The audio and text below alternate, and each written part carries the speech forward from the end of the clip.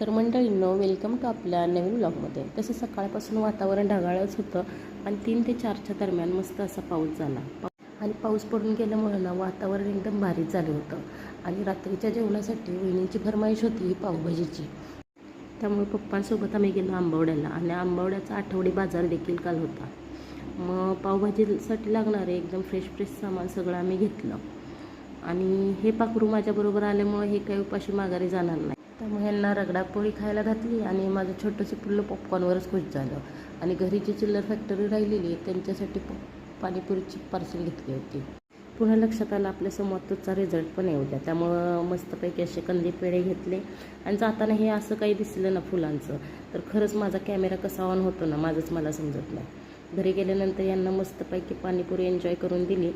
आणि मम्मीनं छानपैकी भाज्या निवडून पावभाजीची तयारी केली. आजच्यासाठी एवढंच. ब्लॉग आवडल्यास नक्की लाईक, शेअर, सबस्क्राईब करा.